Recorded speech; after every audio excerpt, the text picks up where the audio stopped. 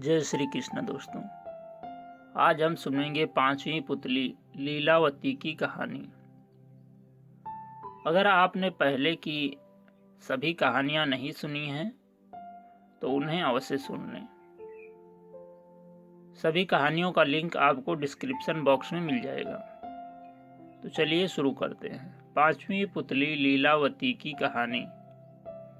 पांचवें दिन राजा भोज सिंहासन पर बैठने की तैयारी कर ही रहे थे कि पांचवी पुतली लीलावती ने उन्हें रोक दिया। लीलावती बोली, राजन, क्या आप विक्रमादित्य की तरह दानवीर और शूरवीर हैं? अगर हाँ, तब ही इस सिंहासन पर बैठने के अधिकारी होंगे। मैं आपको कथा सुनाती हूँ परम दानवीर विक्रमादित्य की। एक दिन विक्रमादित्य दरबार में राजकाज निपटा रहे थे। तभी एक विद्वान ब्राह्मण दरबार में आकर उनसे मिला। उसने कहा कि अगर वे तुला लग्न में अपने लिए कोई महल बनवाएं तो राज्य की जनता खुशहाल हो जाएगी और उनकी भी कीर्ति चारों तरफ फैल जाएगी। विक्रम को उसकी बात जच गई और उन्होंने एक बड़े ही भव्य महल का निर्माण करवाया। कारीगरों ने उसे राजा के निर्देश पर सोने चांदी, हीरे जवाहरात और मणि मोतियों से पूरी तरह सजा दिया। महल जब बनकर तैयार हुआ तो उसकी भव्यता देखते बनती थी। विक्रम अपने सगे संबंधियों तथा नौकर चाकरों के साथ उसे देखने गए। उनके साथ वह विद्वान ब्राह्मण भी था।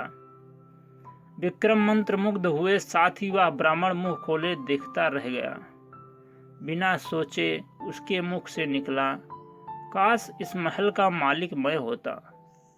राजा विक्रमादित्य ने यह सुनते ही झट वह भव्य महल उसे दान में दे दिया।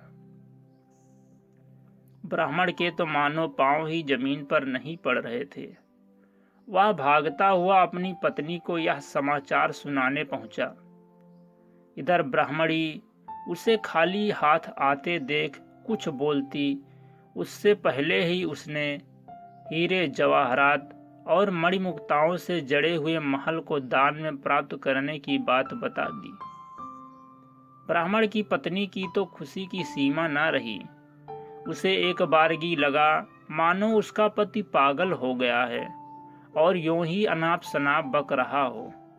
मगर उसके बार बार कहने पर वह उसके साथ महल देखने के लिए चलने को तैयार हो गई। महल की शोभा देखकर उसकी आंखें खुली रह गई।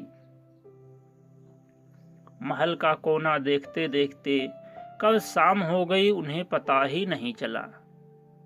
थके मांदे हुए एक शयन कक्ष में जाकर निढाल हो गए। अर्धरात्रि में उनकी आंख किसी आवाज से खुल गई। सारे महल में महक फैली थी और सारा महल प्रकाशमान था। उन्होंने ध्यान से सुना तो लक्ष्मी बोल रही थी। वह कह रही थी कि उनके भाग्य से वह यहाँ आई है और उनकी कोई भी इच्छा पूरी करने को तैयार है। ब्राह्मण दंपत्ति का डर के मारे बुरा हाल हो गया। ब्राह्मणी तो बेहोश ही हो गई। लक्ष्मी ने 3 बार अपनी बात दोहराई, लेकिन ब्राह्मण ने कुछ नहीं मांगा तो क्रुद्ध होकर चली गई। उसके जाते ही प्रकाश तथा महक दोनों गायब हो गए। काफी देर बाद ब्राह्मणी को होश आया तो उसने कहा, यह महल जरूर भूतहा है, इसीलिए दान में मिला। इससे अच्छा तो हमारा टूटा फूटा घर है जहां हम चैन की नींद सो सकते हैं। ब्राह्मण को पत्नी की बात जच गई। सहमे सहमे बाकी रात काटकर तड़के ही उन्होंने अपना सामान समेटा और पुरानी कुटिया को लौट आए। ब्राह्मण अपने घर से सीधा राजभवन आया और विक्रमादित्य से अनुरोध करने लगा कि वे अपना महल वापस ले लें।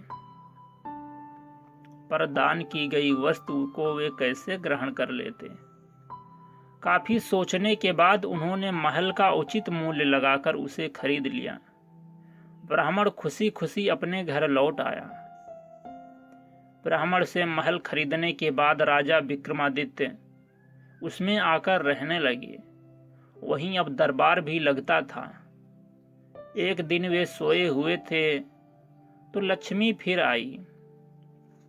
जब लक्ष्मी ने उनसे कुछ भी मांगने को कहा तो वे बोले, आपकी कृपा से मेरे पास सब कुछ है, फिर भी आप अगर देना ही चाहती हैं तो मेरे पूरे राज्य में धन की वर्षा कर दें और मेरी प्रजा को किसी चीज की कमी न रहने दें। सुबह उठकर उन्हें पता चला कि सारे राज्य में धन वर्षा हुई है। लोग वर्षा वाला धन राजा को सौंप देना चाहते हैं। विक्रमादित्य ने आदेश दिया, कोई भी किसी अन्य के हिस्से का धन नहीं समेटेगा और अपने हिस्से का धन अपनी संपत्ति मानेगा। जनता जय जयकार कर उठी। इतना कहते ही पुतली लीलावती बोली, बोलो राजन, क्या इस कथा के बाद तुम इस सिंहासन के योग्य अपने आप को पाते हो? राजा भोज निराश हो गए और अपने कक्ष में लौट गए। अगले दिन राजा को छठी पुतली रवि भामा ने रोका और अपनी कहानी सुनाई।